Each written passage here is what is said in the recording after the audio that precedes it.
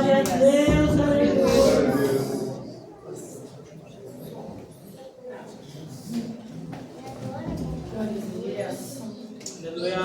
Glória a Deus. Saúde a cada um e a todos com a paz do Senhor Jesus. Amém.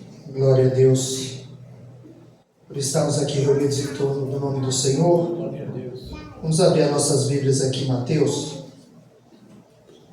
capítulo 13. Glória a Deus. Vou ler do versículo 20 ao 23. Para agradecer a Deus por estar aqui com os irmãos, o pastor Neres. Aleluia, pela confiança, né? Como disse ele, você vai pisar muito aqui nessa terra. E aqui estou novamente para compartilhar uma palavra com os irmãos. Louvo a Deus pela vida do Marco, da Solange que me acompanha, o Adriano, a Jéssica, o Neymar, a Ayla, sua família que está aqui conosco para adorar o Senhor. Diz assim o texto: o que foi semeado no solo pedregoso, esse é o que ouve a palavra e recebe imediatamente com alegria, mas não tem raiz em si mesmo e dura pouco. Quando vem a tribulação ou a perseguição, por causa da palavra, logo tropeça. E o que foi semeado entre os espinhos, esse é o que ouve a palavra, mas as preocupações do mundo e a sedução da riqueza sufocam a palavra e ela não produz fruto. Mas o que foi semeado em boa terra, esse é o que ouve a palavra e a entende, e dá fruto, e um produz 100, outro 60 e outro 30. Os irmãos podem tomar o vosso assento. Louvado seja o nome do Senhor. Aleluia. Glórias a Deus. Sabemos que Jesus, para falar de humildade, ele pegou uma criança e colocou no colo.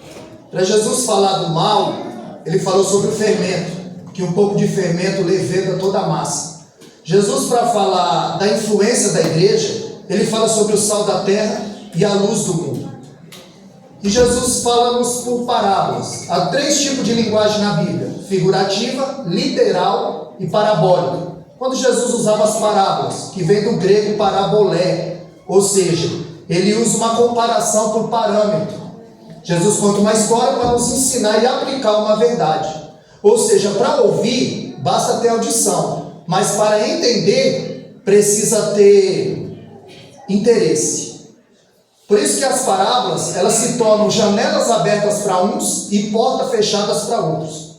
Então, poucas pessoas entendiam o que Jesus dizia. E aqui Jesus ele fala sobre o semeador, que somos nós. Ele fala sobre a semente, que é a palavra. Ele fala sobre o solo, que é o que o pastor Neres bateu bastante aqui, que é o coração. Ele fala do crescimento, que quem só pode dar o crescimento é Deus. A Bíblia diz em 1 Coríntios 3,6, Paulo dizendo: eu plantei, Apolo regou, mas é Deus que deu o crescimento. Porque nem o que planta, nem o que rega alguma coisa, nem o que semeia, mas é Deus que faz germinar e crescer essa semente. E ele fala a respeito da colheita. Então, a palavra é tão poderosa que nos 3 terrenos, a palavra ela cresce, ela frutifica. Mas só na terra boa é que ela gera fruto. Ou seja, há 3 tipos de terrenos, há 3 tipos de coração. Mateus 24:12, a Bíblia diz que por se multiplicar a iniquidade, o amor de muitos se esfriaria. Um coração frio, um coração espinhoso, um solo espinhoso. Em Apocalipse 3,16, ele diz: porque não és quente e nem frio, mas és morno, estou a ponto de vomitar-te da minha boca. Coração morno, coração pedregoso. E Lucas 24:32, os 2 no caminho de Emaús, eles diziam: não ardia o nosso coração quando ele nos falava a palavra. Coração quente, coração que tem um bom solo. Então, enquanto o semeador saiu para semear, Satanás saiu para roubar essa semente, essa palavra do coração. Por isso que às vezes você encontra uma pessoa na rua e diz: foi ao culto ontem? Fui. Como foi? Foi uma bênção. Eu pulei, gritei, falei em língua, profetizou para mim. E a palavra? A palavra eu esqueci. Porque Satanás já roubou a palavra. Nós vivemos um tempo de distração. Por isso, para ouvir, só tem audição. Mas para entender, precisa ter interesse. Ou seja, tem 3 grandes inimigos do cristão: o diabo, a carne e o mundo. Eles se unem para roubar a palavra. para impedir a conversão do pecador. Jesus usa a palavra como semente, mas Tiago 1,23 ele compara a palavra como espelho. Ele diz que aquele que ouve as minhas palavras e não as pratica, assemelhado-ei ao homem que edificou seu rosto no espelho. Quando ele foi embora, esqueceu de como era. Vem à igreja, sai e não lembra mais da palavra. Então ele usa ali uma comparação do espelho, porque quando eu me olho no espelho, eu vejo se minha gravata está torta, se o meu cabelo está alinhado. Porque quando eu examino, o espelho me examina, assim ele compara a palavra. Quando eu examino a palavra me examina. Muita gente marca a Bíblia, mas a Bíblia não os marca. Nós precisamos ser marcados por essa palavra. Quando a semente cai em boa terra, aí o que acontece? Ele ouve, ele recebe e ele pratica a palavra. Ele coloca em prática. Marcos redigiu em ordem ascendente. Ele colocou 30, 60 e 100. E Mateus redigiu em ordem decrescente: 100, 30, 100, 60 e 30. O que ele está dizendo? Que nem todos vão frutificar na mesma proporção, mas precisa frutificar. Porque a Bíblia diz em Mateus 7,20 que é pelo fruto que se conhece a árvore. Não é pelo que ele prega, pelo que ele veste, pelo que ele canta. Porque você é a Bíblia que o mundo lê. As pessoas não leem a Bíblia, leem a tua vida, leem as suas atitudes. Então eu quero falar sobre alguém que tinha tudo para dar errado. Alguém que a princípio tinha um coração pedregoso, a princípio tinha um coração espinhoso, mas Jesus não desistiu dele. Pelo contrário, Jesus investiu na vida dele. Então eu vou chamar o levita Adriano para vir adorar o nome do Eterno.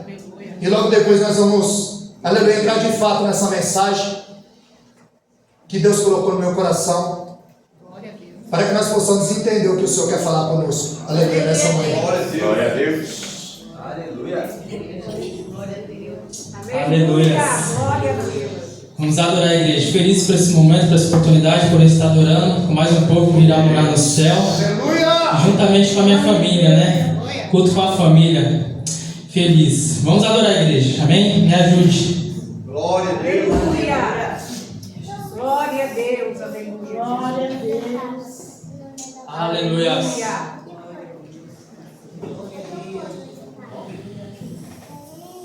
Glória a Deus. Aleluia. Glória a Deus.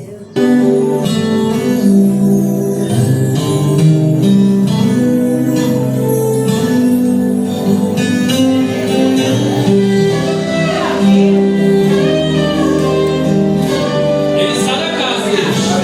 Aleluia. Agora é ele.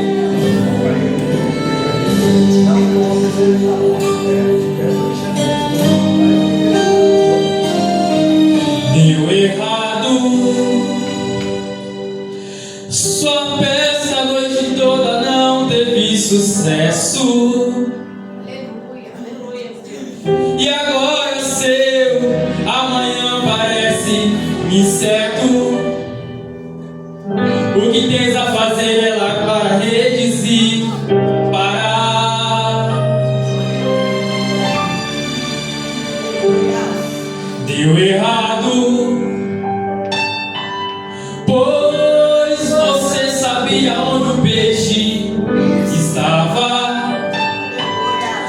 Era ali que você sempre pescava, mas tentou a noite inteira e nada conseguiu pegar. Mas está acontecendo tudo na beira do mar. Quem é? E é Jesus quem vai pregar e quer teu barco emprestado. E depois do tudo ele chama pra voltar, exatamente no mesmo lugar onde tudo deu errado. Canta, igreja. Depois do culto ele vai com você. Depois do culto se prepare pro milagre que você tanto espera. Depois do culto você vai voltar exatamente no mesmo lugar. Depois desse culto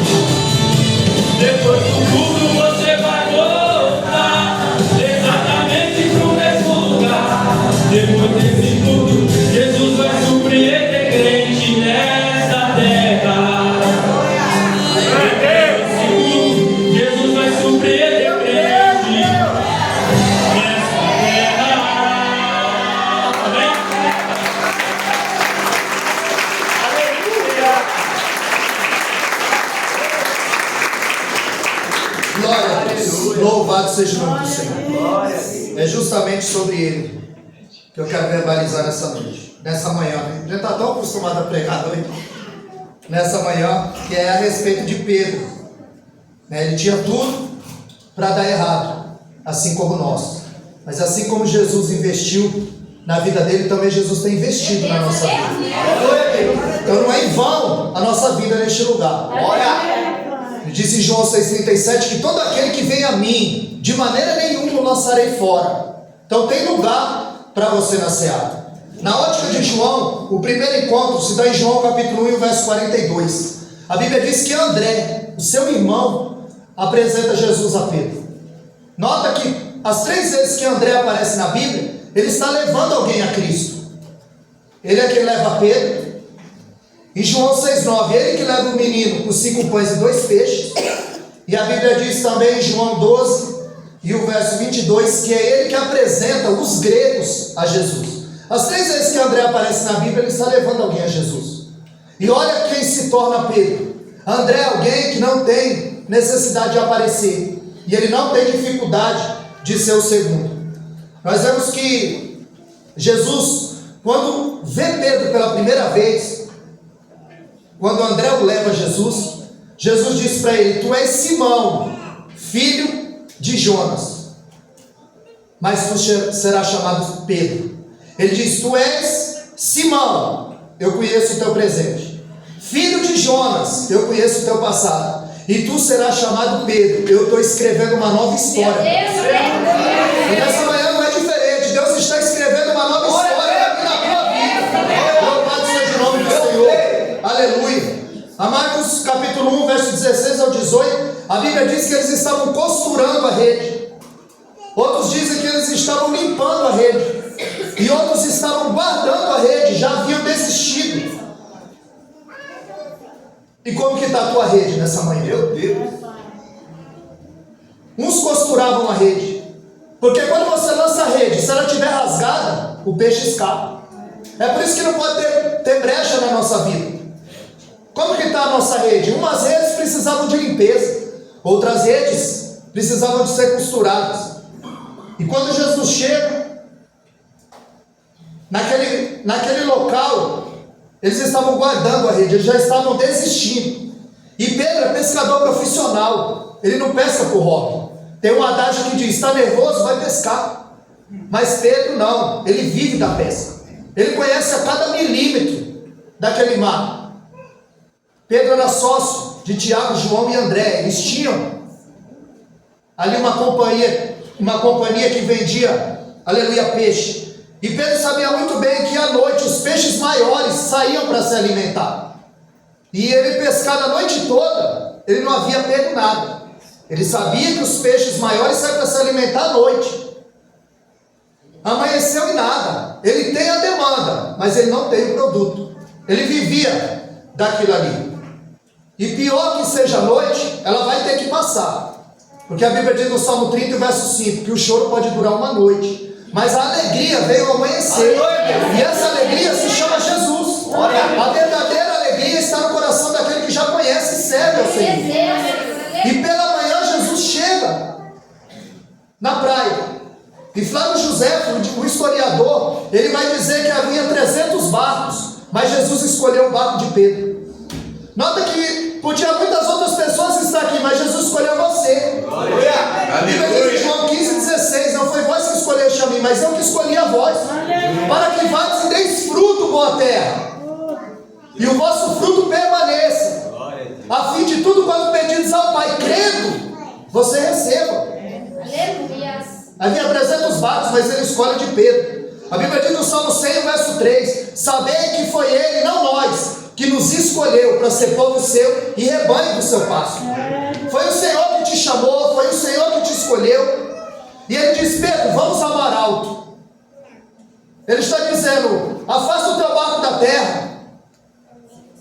Jesus está dizendo para nós nessa manhã: afasta o teu barco da terra. Aleluia. Colossenses 3,2: pensar nas coisas que são de cima e não nas coisas que são da terra. Aleluia. Porque as coisas que são da terra são passageiras, mas as coisas que são do alto são eternas. Glória a Deus.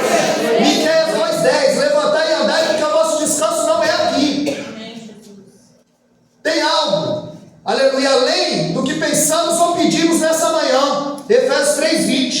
Ele pode fazer muito mais do que nós pensamos ou pedimos.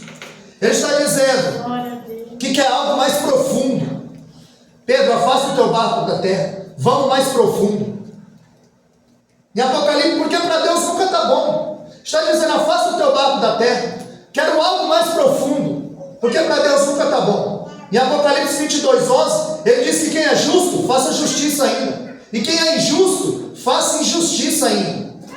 Ele está dizendo que quem é sujo, suje-se mais ainda. Mas quem é santo, santifique-se. Você nota que para Deus nunca está bom? Que quem é santo, santifique-se mais ainda. Que quem ora, ore mais ainda. Que quem jejua, jejue mais ainda.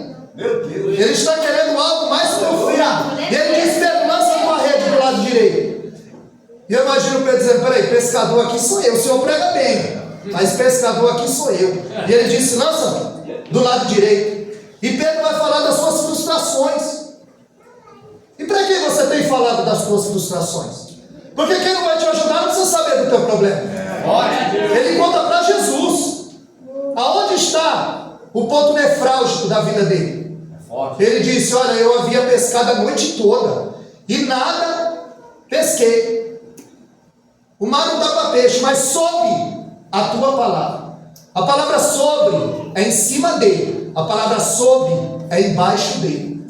Ele diz, sob a tua palavra, debaixo da tua palavra, debaixo da tua unção, debaixo de uma obediência, eu vou lançar a rede. Palavra essa de Jeremias 1:12. Ele disse, viste bem, porque eu velo sobre a minha palavra para cumpri-la. Palavra essa que Isaías 55:11, ele diz, assim será a minha palavra ao sair da minha boca, não voltará para mim vazia. Palavra que Isaías 48 diz que seca-se a erva, cai as flores, mas a palavra de Deus subsiste eternamente. Em Mateus 24:35, ele diz, passarão os céus e a terra, mas as minhas palavras não hão de passar. É sobre a palavra. Ele já estava guardando a rede, ele estava desistindo. E Deus estava dizendo, eu dou a última palavra na tua vida. Aleluia. É Deus quem vai dar a última palavra na tua vida. Glória a Deus. Porque quando chega o tempo de Deus, o kairos de Deus, você não vai pescar. O peixe vai pular na tua rede. Aleluia. Porque o que é teu vai vir na tua mão. Desde que você esteja debaixo de uma obediência, o que é teu te acha.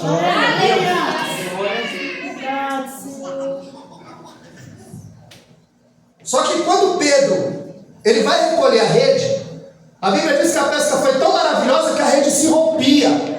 Ou seja, Deus estava colocando fim no ofício de pescador de Pedro. A rede se rompia. E Pedro sabia que aquilo não era um incidente. Pedro estava diante de um milagre. E ele sabia que aquilo era um milagre. Pedro estava lançando a rede e Cristo estava lançando a rede. Enquanto os peixes estavam caindo na rede de Pedro, Pedro estava caindo na rede de Cristo. Você está caindo na rede de Cristo. Aleluia! Aleluia! Glórias a Deus! Era algo milagroso. E ele disse, Senhor, retira-te de mim, porque eu sou um pecador e tu és um homem santo. Eu imagino Jesus dizendo, Pedro, eu não entrei no teu barco para uma aventura. Eu entrei no teu barco foi para mudar a história da tua vida.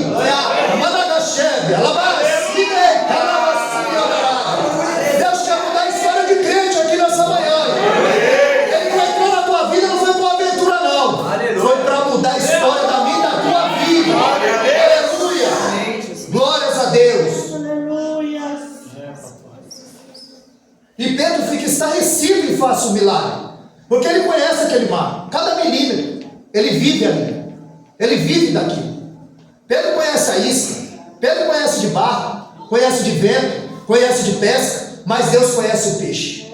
Deus conhece o peixe nessa noite. Deus te conhece. Tem um corinho que diz que na igreja tem presbítero, tem diácono e tem pastor. Quando você passou na porta, o varão fiscalizou. O varão já te fiscalizou de alta a baixa. Porque ele sabe o que permeia no meio do teu coração. Ele sabe qual é a necessidade da minha e da tua vida. Ele sabe o que perpassa, aleluia, no nosso coração. Antes de Jesus entrar no barco de Pedro, ele tinha um foco, o coração de Pedro.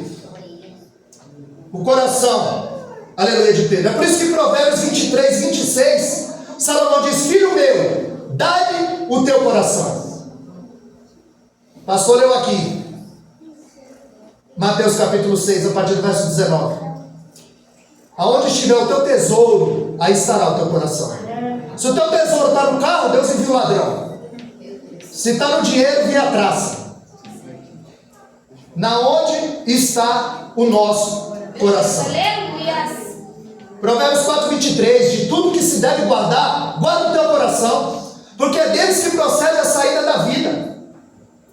E nós temos que entender a versatilidade da palavra coração. Ora coração é mente, ora coração são o centro do sentimento, ora coração mesmo que pulsa. É por isso que Apocalipse 2:23, ele diz: e todas as igrejas saberão que eu sou o Senhor, que sonda a mente e os corações. 1 Samuel 16:7. Se Deus não intervém, Samuel ungia a pessoa errada, porque é aparência. É aparência. Ótimo. Porque as pessoas só te reconhecem quando você está de terno e gravata. É aparência. Olha aqui 1 Samuel 3:10, ele diz: fala que o teu servo ouve. Samuel conhece a voz de Deus, mas se Deus não intervém, Samuel ungia a pessoa errada. Quando ele se depara com Eliabe, alto, bonito, forte, experimentado na guerra, é a aparência. Deus disse: não, Samuel, eu não vejo como vê o homem vê a aparência, o exterior, eu sou do coração. Eu conheço não só a intenção, mas qual a motivação que eles se aproximam de mim. Aleluia. O mundo diz: segue o teu coração. E a Bíblia diz em Jeremias 17:9: enganoso é o coração. Enganoso é o coração. A rede se rasga, Deus coloca fim no ofício de pescador, e ele diz: Pedro, de agora em diante tu serás pescador de homens, não mais de peixe. Rasgou a rede, fim do ofício. Agora não vai mais capturar peixe, você vai capturar homens. A palavra pesca significa capturar algo vivo. Então, quando Pedro ele capturava o peixe, quando você tira o peixe da água, logo o peixe morre. Você tira o peixe da água, o peixe morre. Ele está dizendo: Pedro, agora você vai ser pescador de homens e homens mortos, e eu vou dar vida para eles. Aleluia. Porque Efésios 2:1 diz que todos nós estávamos mortos em nossos pecados e delitos. Então ele estava dizendo: Pedro, você tira o peixe da vida e leva para a morte. Agora você vai tirar os homens da morte e levá-los para a vida. Glória a Deus. E vida só se acha em Cristo. Ele disse em João 6, a partir do verso 64, que as palavras que eu vos tenho dito são vida, são saúde. Nós sabemos que Jesus ele amava mais a João, mas a gente não vê João viver a metade do que Pedro viveu. Porque para viver algo diferente com Jesus precisa ter atitude, precisa ter personalidade, precisa caminhar lado a lado com o mestre. Nós vemos que João ele não operou nenhum milagre, mas ele tinha revelação da palavra. Foi para ele revelado o Apocalipse, primeira, segunda, terceira carta de João, o Evangelho segundo redigiu João. Ele tinha a revelação da palavra, ou seja, ele era cheio do Espírito Santo. Por isso que a Bíblia diz que o Espírito é o mesmo, mas os ministérios e os dons são diferentes. Por isso que quem lava o banheiro, limpa a igreja, ele não é menor do que quem prega. Pelo contrário, a Bíblia diz que maior é o que serve. No reino de Deus a pirâmide está de ponta cabeça, maior é o que serve. Em Marcos 10:45 diz que Jesus ele não veio para ser servido, mas para servir e dar sua vida em resgate de muitos. Para isso Jesus veio. João Batista também, ele não operou um milagre, mas Jesus disse que dos nascidos de mulher não teve ninguém maior do que ele. Ele passa 30 anos se preparando para 6 meses de ministério. E às vezes a pessoa recebe algo para fazer de Deus e faz de qualquer jeito. Jeremias 48:10 diz que é maldito o homem que faz a obra do Senhor de qualquer jeito, fraudulentamente. realmente. É por isso que quando nós chegamos aqui, o grupo estava ensaiando para fazer o melhor para o Senhor. Aleluia. Não é de qualquer jeito. Aleluia.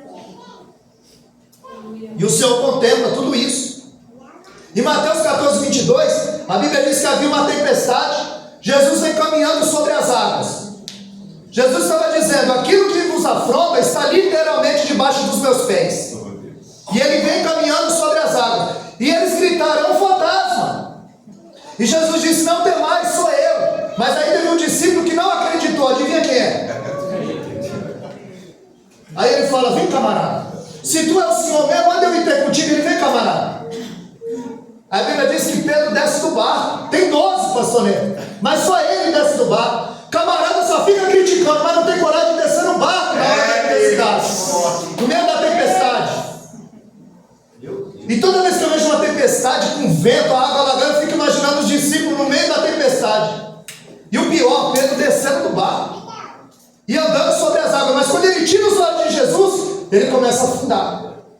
Aí o cara fala: ah, Pedro, Jesus disse que tu é um homem de pouca fé. E se ele estivesse aqui, nós diríamos: Jesus disse que tu é um homem de pouca fé. Ele dizia: eu dei 4 passos na água, dá você. Porque para criticar tem um monte, para apontar tem um monte, mas não tem coragem de descer do barco no meio da tempestade. Havia 3 tipos de multidão que seguia o Senhor: a multidão que estava atrás dos pães, a multidão que estava atrás dos sinais. Em João 6,2, a Bíblia diz que a multidão seguia porque via os sinais. Não era por causa da palavra, era por causa dos sinais. Eles estavam atrás de milagre. Eles não seguiam a Cristo pelo aquilo que Ele fez, eles seguiam a Cristo pelo aquilo que Ele pode oferecer. E havia a multidão de Lucas capítulo 5 que se espremia para ouvir a palavra. E essa multidão está aqui, que acorda cedo no domingo para vir ouvir a palavra. E eu já vi que o pastor Neres é um homem de Deus embasado, respaldado, que ama a palavra. Por isso que a Bíblia diz em Oséias capítulo 4, verso 9, que quando é o sacerdote, esse é o povo. Se o sacerdote gosta da palavra, o povo gosta da palavra. Se o sacerdote gosta de oração, o povo gosta da oração. Se o sacerdote preza pela família, o povo preza pela família. Aleluia.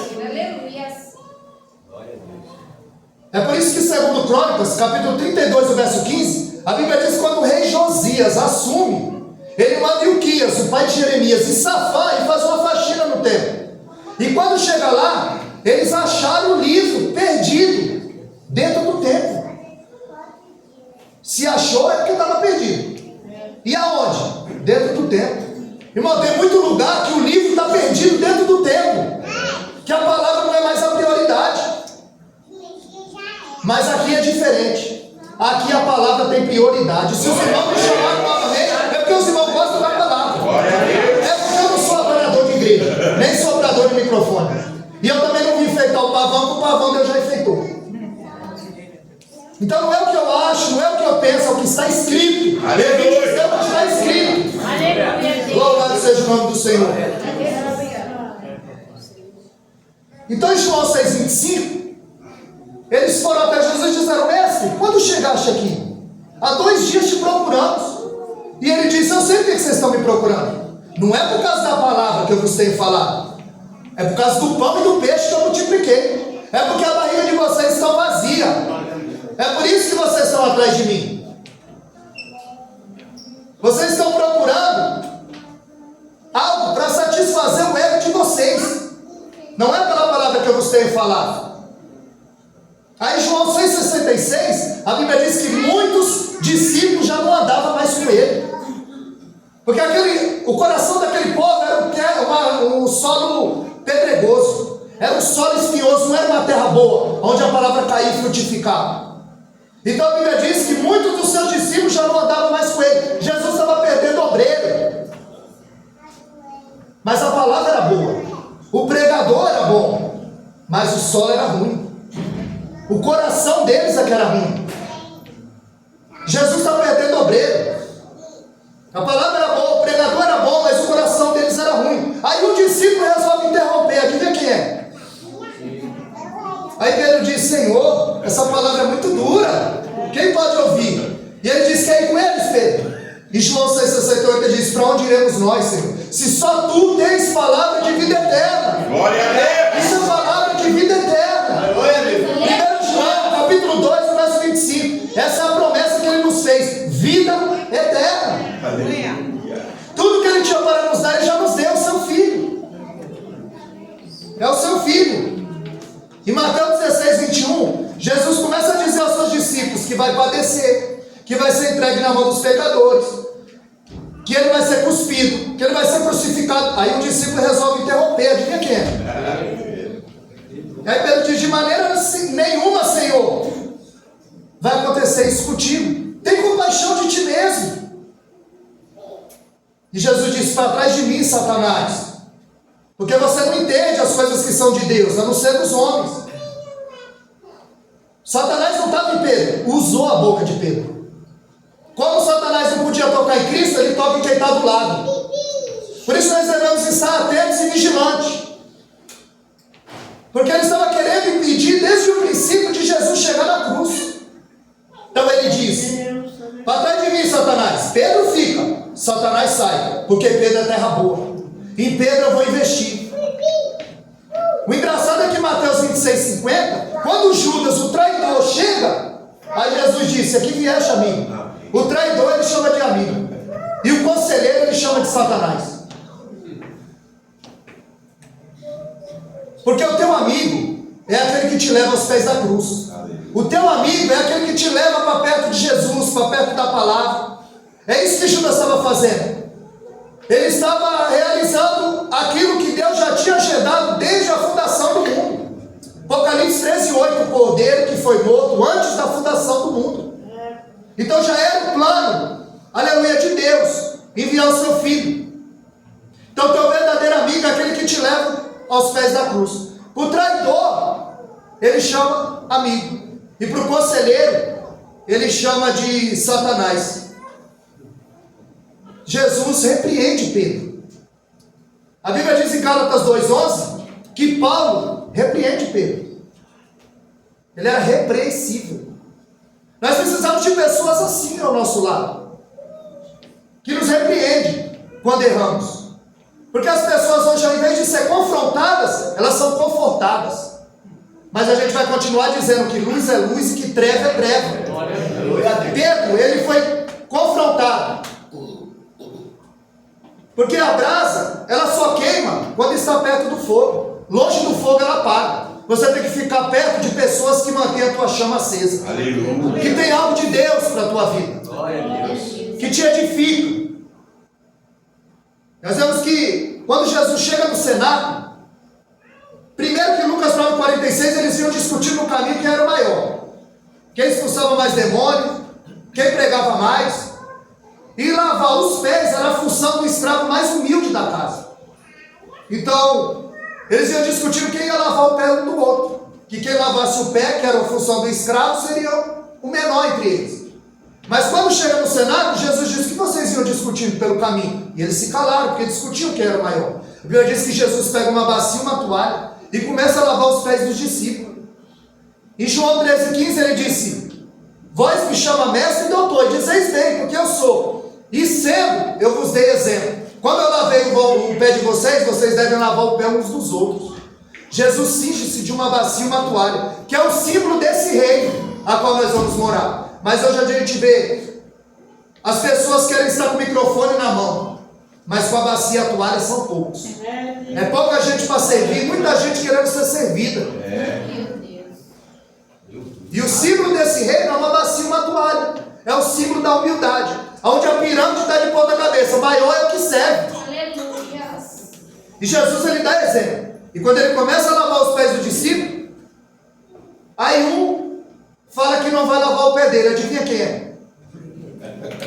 Aí Pedro diz: o meu pé você não lava. Ele falou: se eu não lavar, tu não tem parte comigo. E ele diz: então lava o pé, a cabeça, o corpo. Aí em João 15,3 ele diz: não, já estou limpo pela palavra que vos tenho falado. Porque a palavra executa aquilo que ninguém pode executar. Aleluia. Ela muda a vida do mais vil pecador. Aonde o bisturi do médico não chega, essa palavra chega. Glória a Deus. Ela é apta para dividir a junta da medula e a alma do espírito. Aos Hebreus 4:12. Palavra comparada com espada. Porque se fosse para fazer cair, não era comparada com travesseiro. A palavra nos confronta. A palavra nos tira da zona de conforto. A palavra mexe no âmago, no íntimo da nossa alma. Mateus capítulo 17. Eles estão no monte da transfiguração. Jesus está dizendo para ele que vai ser entregue e resolve mostrar uma partícula da sua glória. E a Bíblia diz que lá está Pedro, Tiago e João. E ali ele se resplandece, se transcende. A glória de Deus estava sobre ele, estampada. E ali os discípulos meio sonolentos, eles veem Moisés e Elias. Moisés representando a lei e Elias representando os profetas. E quando os três estão conversando sobre a crucificação de Cristo, um discípulo resolve interromper. Adivinha quem é? Ele está em todas. Terra boa. Tinha tudo para dar errado, mas Jesus continuou investindo. Aleluia! Tinha tudo para dar errado, mas Jesus investiu para dentro. Aleluia! Ele disse: Senhor, quer que façamos 3 tendas? Esse lugar é bom, vamos ficar aqui para sempre. Eu estou sentindo uma glória. Aleluia! Eu estou sentindo uma presença, vamos ficar aqui para sempre. Ele queria fazer 3 tendas. E aí a Bíblia diz que Pedro estava sonolento, ou seja, ele estava cheio de emoção e vazio de entendimento. Tem muita gente assim no nosso meio, eles querem pular, girar, gritar, mas não param para ouvir a palavra. A igreja só cresce para o lado em profundidade e para cima. É por isso que há muitos fracos e doentes em nosso meio, porque eles não estão dando ênfase à palavra. O louvor prepara o solo, o coração, para receber a semente. O louvor é de suma importância. Nós chamamos a atenção de Deus e quebrantamos o nosso coração para receber essa semente. Então ali, uma voz sai da nuvem e diz: este é o meu filho amado em quem eu tenho prazer. Porque ele quis equiparar Jesus com Elias e Moisés, sendo que Jesus se cumpriria a lei e os profetas. E no sopé do monte, ali veio um pai desesperado, com um filho endemoniado, rogou os discípulos, e eles não puderam expulsar, porque eles estavam discutindo com os fariseus. Ao invés de fazer a obra, eles discutiam sobre a obra. Então eles estavam desprovidos de autoridade, porque não oraram, porque não vigiaram, não tiveram autoridade para expulsar o demônio. Por isso que eles se matricularam na escola da oração. E eles disseram: Senhor, ensina-nos a orar.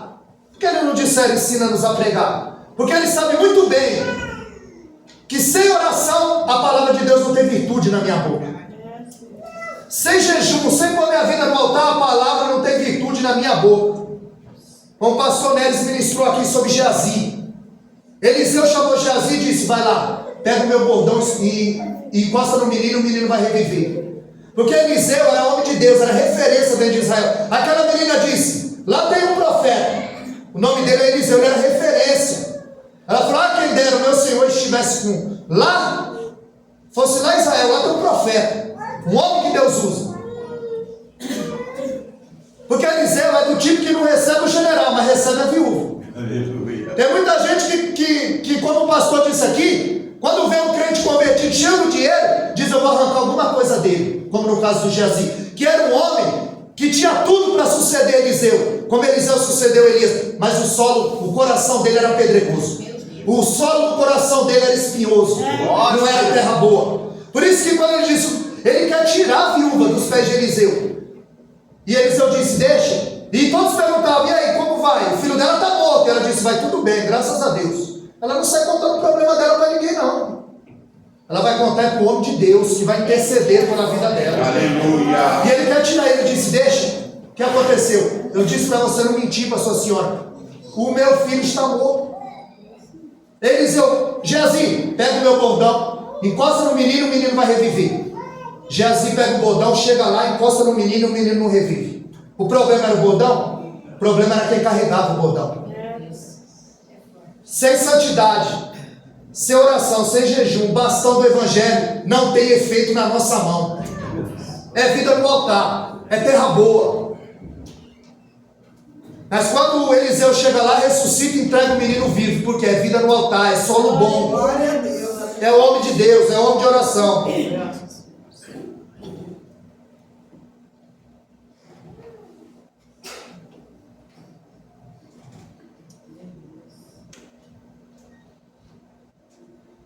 A voz sai da nuvem e diz: esse é meu filho amado em quem eu tenho prazer. Porque quando o homem está aprovado por Deus, é terra boa, acontece como no batismo de Jesus, em Lucas 3:21. A Bíblia diz que o céu abre, o Espírito desce e o Pai fala. Quando você é aprovado por Deus, o céu abre, o Espírito desce e o Pai fala. Aconteceu assim, no batismo de Jesus. Porque o Rio Jordão abriu 3 vezes. Ele abriu com Josué e os sacerdotes, ele abriu com Elias, e quando ele ia ser arrebatado na carruagem, Eliseu pega, bate a capa e diz: onde está o Deus de Elias? O Jordão abre 3 vezes. E Jesus, ele foi batizado no Jordão. O Jordão já tinha aberto 3 vezes, pastor Neves. Quando Jesus chegou lá e disse: meu Deus, agora a água vai secar. Mas o que abriu não foi o mar, foi o céu. Aleluia. O céu abriu, o Espírito desceu e o Pai falou. Aleluia. Pedro desfrutou de uma intimidade de Cristo. Mas num momento maior de agonia, ele está dormindo. Jesus se coloca a um tiro de distância. Aí a Bíblia diz em Hebreus 5:7 que com lágrimas. Na primeira oração foi com lágrimas. Quando ele volta, os discípulos estão dormindo. A segunda oração, a Bíblia diz que um anjo conforta. Quando ele volta, eles estão dormindo. Na terceira vez, ele começa a transpirar sangue. E quando ele volta, os discípulos estão dormindo. Aí ele diz: Pedro, não pode vigiar 1 hora comigo? No momento que Jesus estava mal batalha, ele está dormindo. Pedro, que estava com a autoconfiança lá em cima: Senhor, ainda que todo mundo te negar aqui, eu não vou te negar. Eu estou disposto a morrer contigo. Ele diz: Pedro, eu te conheço mais do que você mesmo, Pedro. Ele está dizendo: eu vou contigo até o fim. Pedro é seduzido pela alta confiança, soberbo. Tem muita gente achando que é o cara. Se ele não pregar, Deus não fala. Se ele não cantar, o culto não foi bom. A autoconfiança. Ou seja, na hora de Pedro orar, ele dorme. Na hora de Pedro ouvir, ele fala. Na hora dele confiar, ele nega. E na hora de se entregar, ele luta. E como ele não ora, ele quer lutar com as armas carnais. Quando Judas chega para prender a Cristo com os soldados, a Bíblia diz que o dorminhoco Pedro agora é o valente Pedro. Ele tira a espada e ele ia dar no pescoço, pastor. Sanguinário. Até ali o coração dele era pedregoso e espinhoso. Ele ia dar no pescoço, ele tirou e pegou na orelha. E se Jesus não cura a orelha dele, nós teríamos 4 cruzes. Jesus cura o mal e fala: Pedro, guarda a tua espada na banheira. Não é para a força do teu braço. Para isso eu vim. Ninguém vai impedir Jesus de chegar na cruz. Ninguém vai impedir o que Deus tem para fazer na tua vida. Aleluia.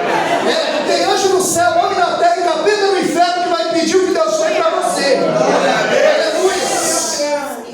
Eu sou profeta aqui nessa manhã. Aleluia. E a sua é acreditar. Aleluia. Glórias a Deus. Aleluia. Aí Pedro começa a negar. E ali na fogueira, tu és um deles. Ele disse: não, eu não conheço esse homem. Em Mateus 26:73, aquela cena diz: a tua fala te denuncia. Você fala igual crente. Mas hoje a gente não sabe mais quem é crente pelo falar, né? Crente fala palavrão, crente mente, crente não dá testemunho, então outro não sabe mais quem é crente. Você já viu aquele caso que ele escreveu lá atrás? O Senhor me deu. Colidiu um carro. Aí desceram e começaram a discutir. Aí o cara foi e pegou a arma. Aí o outro orou: Senhor Jesus, eu entrego na tua vida a minha mão, a minha vida, não deixa ele me matar. Ele falou: tu é crente? Falou: Senhor, eu falei: tá, pai do Senhor, porque não tem testemunho. Porque não tem testemunho, age na carne. E aqui, Pedro, a tua fala te denuncia. Ela falou: tu é um deles, a tua fala te denuncia. E quando Jesus, em Mateus 11:28, que faz parte do tema Isaías 10:27, que a unção quebra todo jugo, quando Jesus diz em Mateus capítulo 11, a partir do verso 28, vós vinde a mim, é o convite da graça, vinde. vós que estáis cansados e oprimidos, que eu vos aliviarei. Ele diz, aprendei de mim, que sou manso e humilde de coração. Sabe o que ele está dizendo para Pedro? Pedro, me dá a tua braveza, me dá a tua rispidez, que eu te dou a minha mansidão. Ele está dizendo, me dá a tua soberba, que eu te dou a minha humildade, Pedro. Teu coração é bom, Pedro, eu vou continuar investindo em você, Pedro. Ainda que tu me negou, ainda que tu me abandonou, eu vou continuar investindo em você, Pedro. Glória a Deus. Sabe o que é o jugo? É um ferro atrelado a um boi e ao outro. E geralmente se coloca um boi bravo com um boi manso. O jugo é um ferro atrelado a um boi manso e a um boi bravo. Porque quando o boi bravo quer se espelhar, ele não consegue, porque ele está sujeito ao mesmo jugo do boi manso. Jesus estava dizendo, coloca o teu pescoço debaixo do meu jugo, Pedro, e você vai ver o que eu vou fazer na tua vida. Eu vou te dar minha mansidão, eu vou te dar a minha humildade. Pedro Domioco, agora é o Pedro Valente. É o homem que entrou na batalha errada, com as armas erradas, com as pessoas erradas, com a motivação errada. E na sexta-feira, Pedro não estava, quando Jesus foi preso. Nós vemos que, quando ele foi açoitado, Pedro não estava lá. Quando ele carrega o patíbulo, não foi Pedro que o ajudou, foi outro Simão, o Cirineu. Ele que disse que ia até o fim, por medo, ele nega Cristo, ele abandona Cristo. Ele que disse que ia até o fim, que foi seduzido pela autoconfiança. É por isso que em João 2,25, Jesus disse que não confiava na multidão, porque ele sabia o que havia dentro do homem. A mesma multidão que gritou Hosana, uma semana depois gritava, crucificam. Aquele que bate nas tuas costas hoje é aquele que vai te apunhalar amanhã.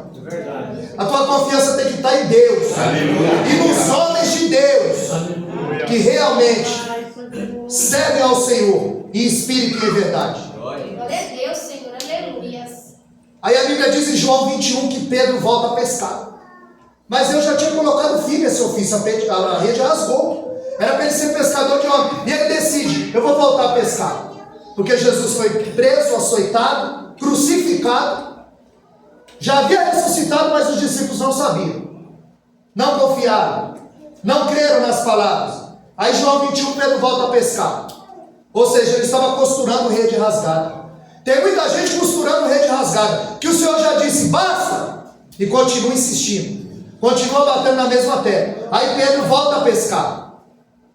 Em João 20, verso 19, a Bíblia diz que eles estão trancados com medo de ser presos.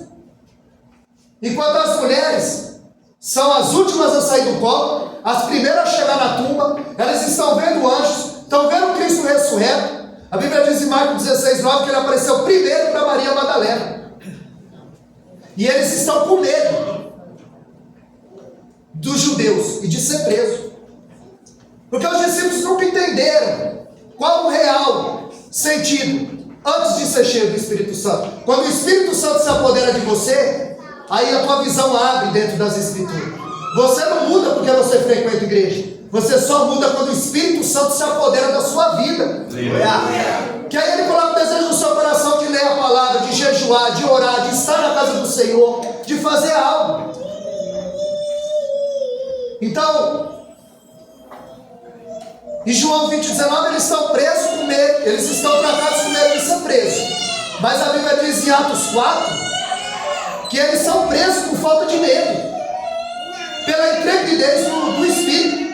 E quando Jesus chega na praia, ele monta o mesmo cenário. Havia uma fogueira.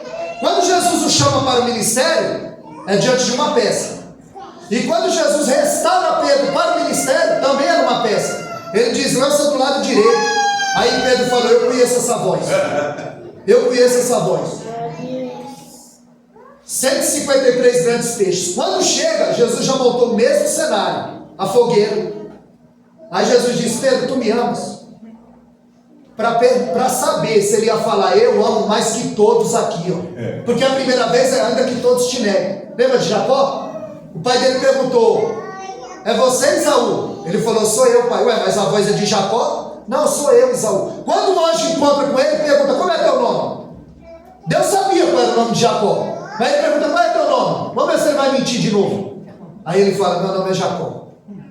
Há uma mudança, você só vai passar a ser Israel quando você deixar de ser Jacó. Eu vou abrir um parênteses para falar isso aqui. Quando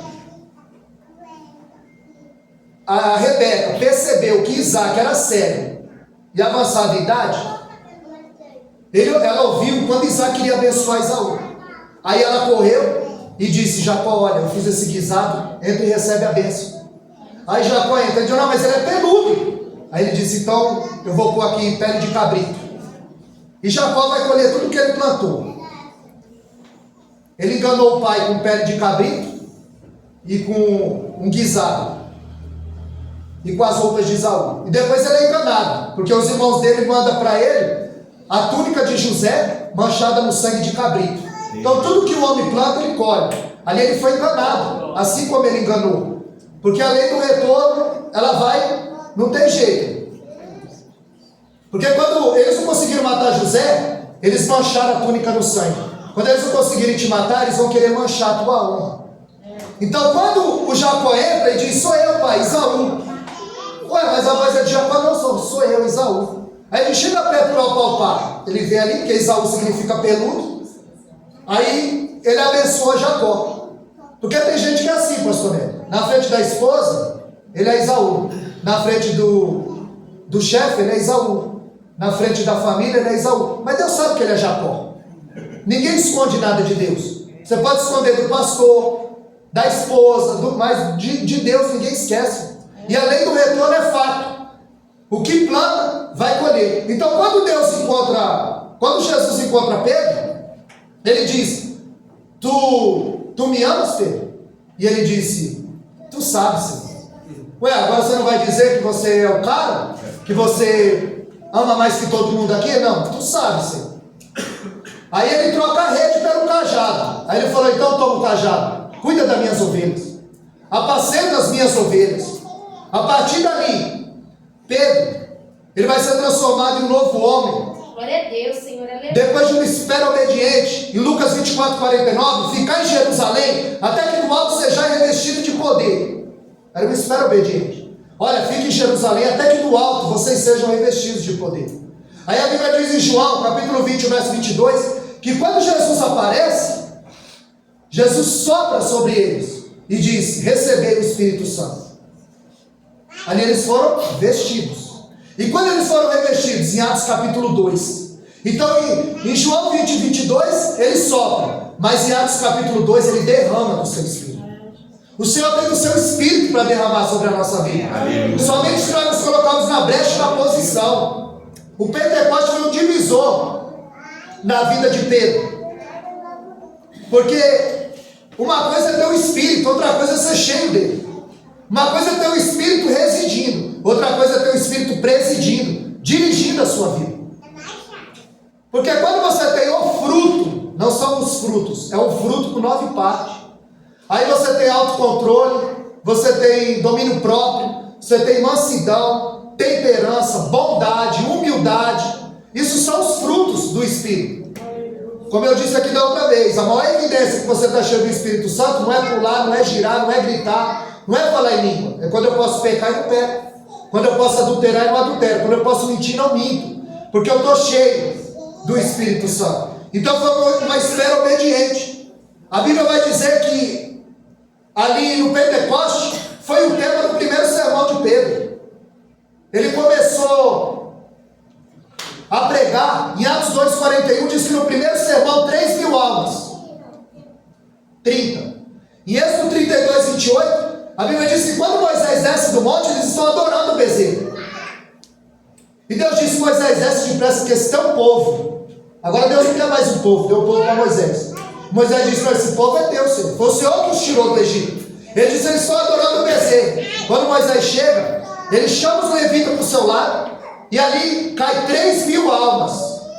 Mas no primeiro sermão de Pedro, 3.000 almas foram salvas. Aleluia. Porque o tempo da graça chegou. Mas só que antes de Pedro falar de perdão, ele mostrou a doença do povo.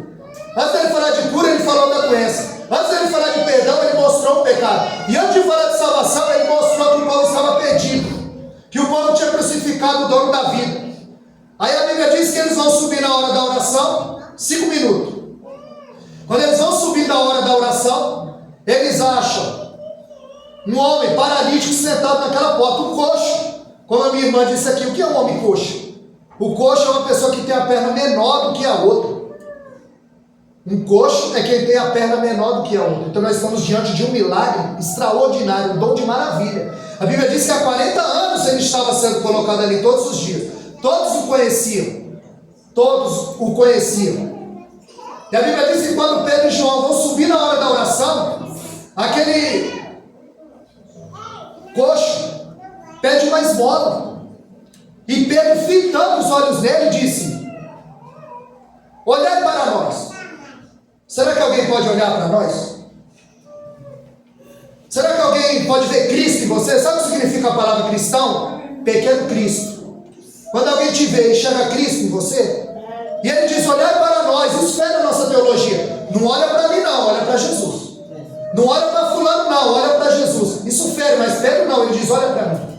Eu não tenho prata, eu não tenho ouro, mas eu tenho autoridade. Eu tenho vida com Deus, eu conheço o Deus a quem eu sirvo. Hoje a igreja tem muita prata, tem muito ouro, mas pouca autoridade. E ele disse: eu não tenho prata nem ouro, mas eu tenho autoridade. Ele disse: levanta e anda. Ele esperava receber esmola, mas recebeu pernas novas. Porque Deus não vai dar o que você quer, Deus vai dar o que você precisa. Aleluia. Ele queria dinheiro, mas com dinheiro não ia comprar uma perna nova para ele. O dom de maravilha é a pessoa ter a perna curta e a perna crescer. O erro está em nós, Deus continua o mesmo. E por que nós não vemos mais isso? Porque nós somos falhos, pecadores. As coisas do mundo vão nos... E a gente vai tentando se desvencilhar. Embora a gente busque, a gente jejua, a gente ora, a gente lê. Mas a gente, assim como Pedro, ele pregava aos olhos e aos ouvidos. Ele pregava a palavra, mas era com sinal. Paulo disse que não via com palavra persuasiva, ele via com sinais. Era evidência de que Deus estava com aqueles homens.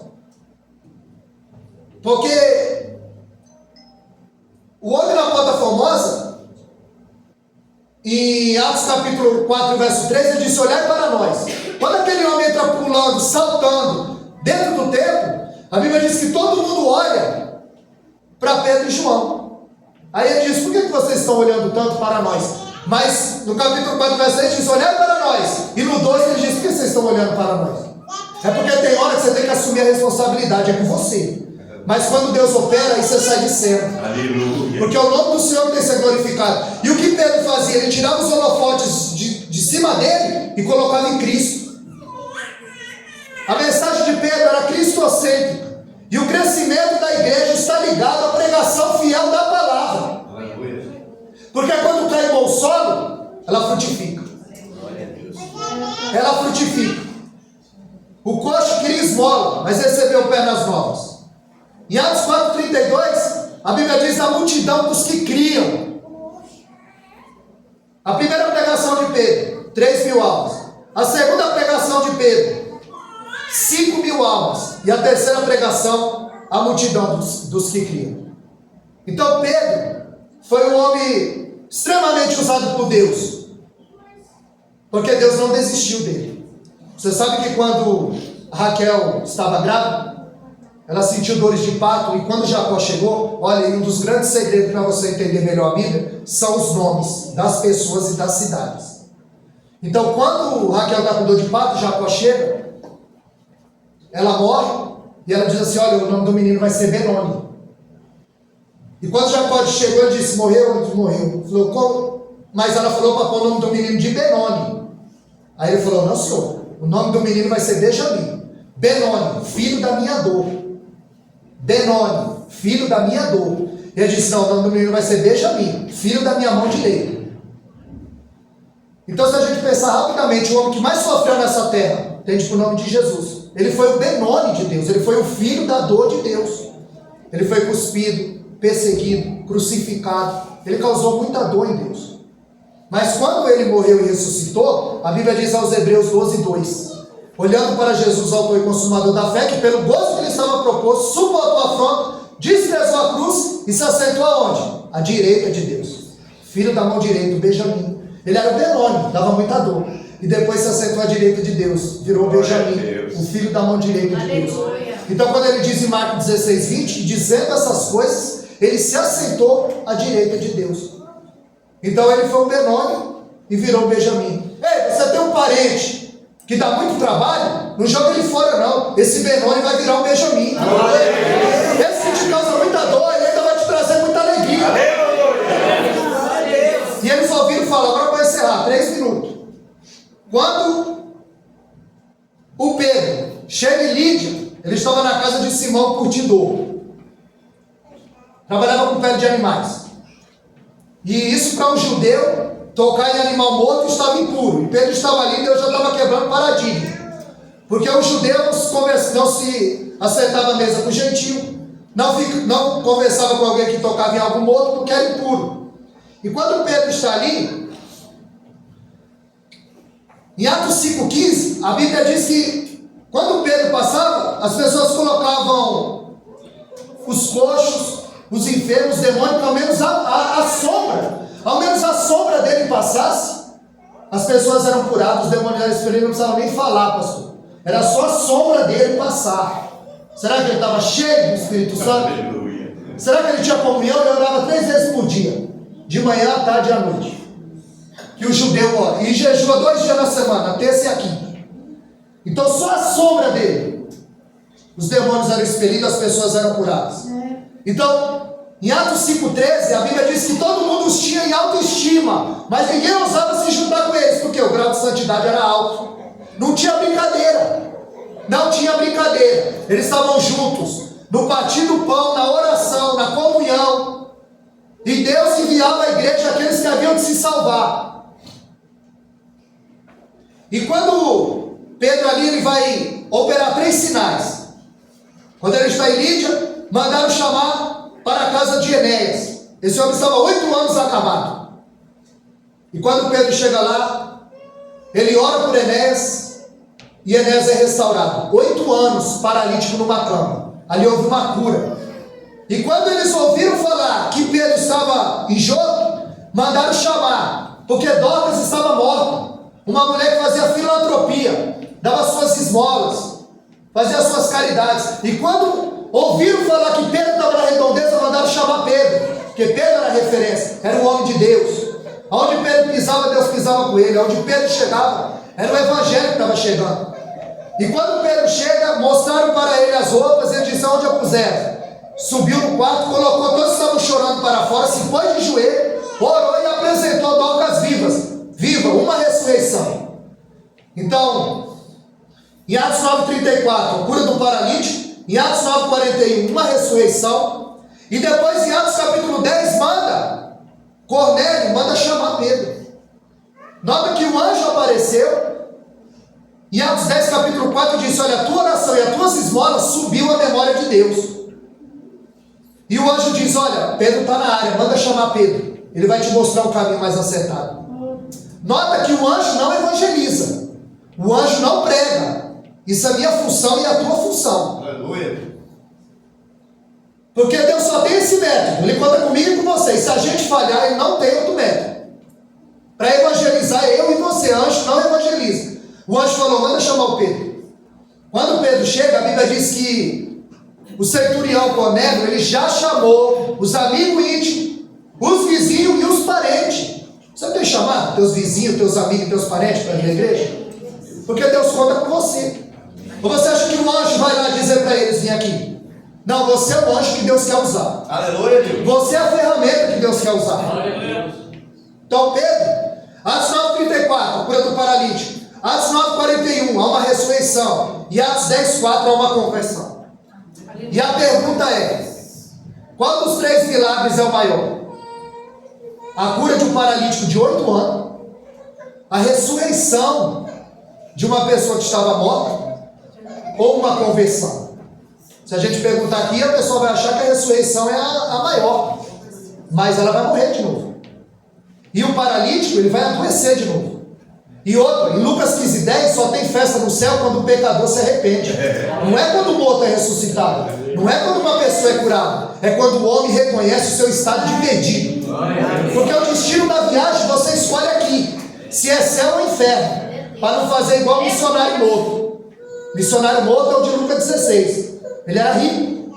Lázaro era mendigo. Quando ele morreu, ele viu que de fato o inferno era verdade.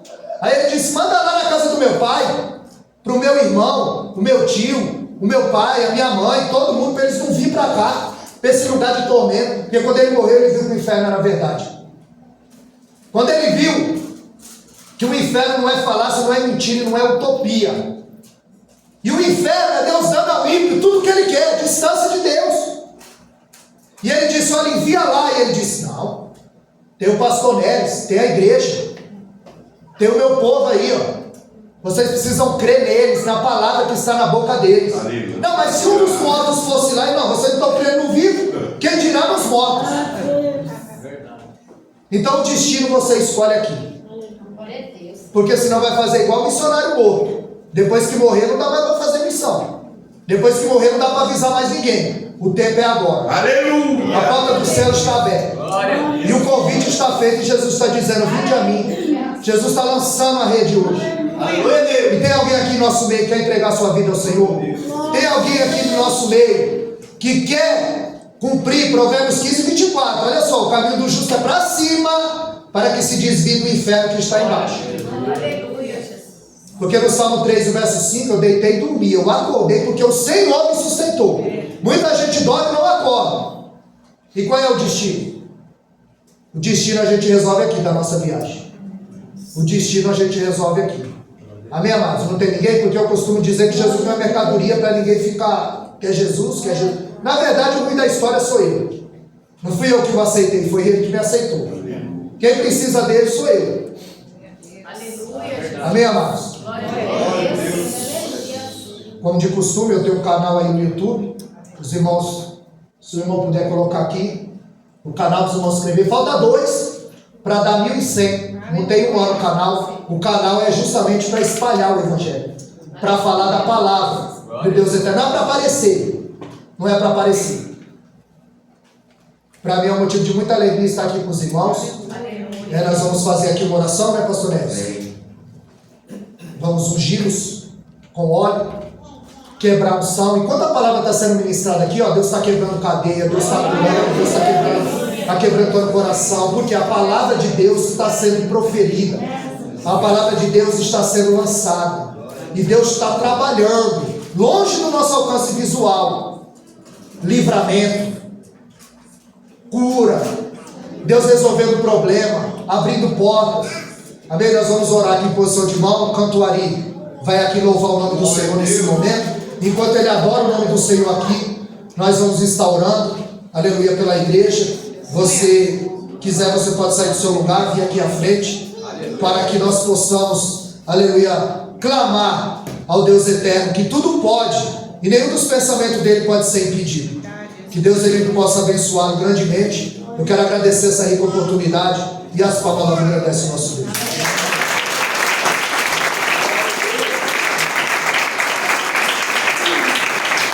Meu Deus, meu Pai, Senhor Jesus. Amém. Vamos se colocar de pé, vamos dar o melhor para Jesus. Vamos adorar o Eterno. Que palavra impactante, né? Deus já falou com a igreja. Desde o começo, Deus já falou. A minha porção eu recebi e vou levar para minha casa, para minha família, né? Quem é de adorar a Deus aí? Deus está procurando os verdadeiros adoradores. Tem adorador de Deus aqui? Então vamos adorar a Deus. Glória a Jesus.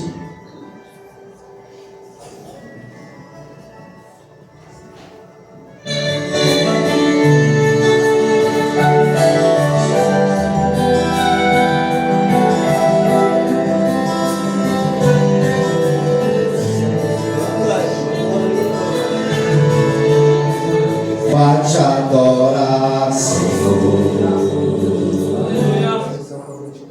Glória a Deus.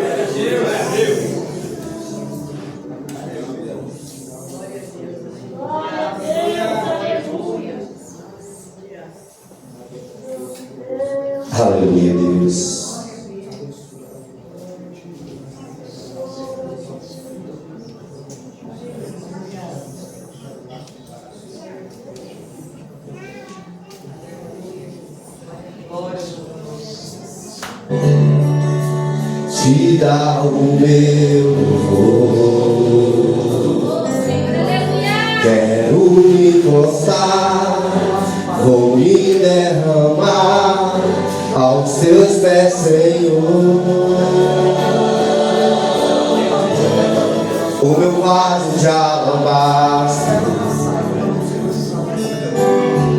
quero lhe oferecer. Me humilha a seus pés, porque santos tu és, o meu louvor receber. Sou pequeno então, não mereço seu amor, mas eu sei que mesmo assim o Senhor cuida de mim e tão pobre pecado. Purifica minhas vestes com seu sangue remidor. Me ajuda a ser fiel, eu quero chegar no céu e te abraçar, Senhor. Adoro. Para te adorar, Senhor, te dar o meu louvor. Quero me prostrar, vou me derramar aos teus pés, Senhor. O meu vaso de alabastro quero lhe oferecer. Me humilha a seus pés, porque santos tu és, o meu louvor receber. Pequeno então, não mereço seu amor, mas eu sei que mesmo assim o Senhor cuida de mim e tão pobre pecado. Purifica minhas vestes com seu sangue remidor. Me ajuda a ser fiel, eu quero chegar no céu e te abraçar, Senhor. Para te adorar, Senhor, te dar o meu louvor. Quero me prostrar, vou me derramar aos teus pés, Senhor. O meu vaso de alabastro quero lhe oferecer. Me humilha a seus pés, porque santos tu és, o meu louvor receber. Para te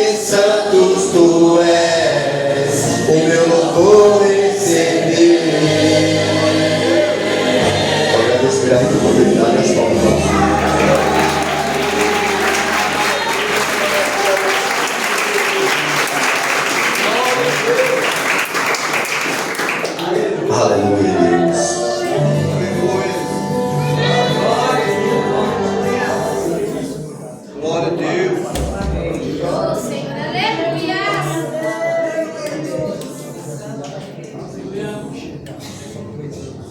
Aleluia, Deus. Amém, amados? Isaías 10, 27. Talvez você possa até dizer, né? É, pastor, é verdade. Tem muito jugo que precisa ser quebrado.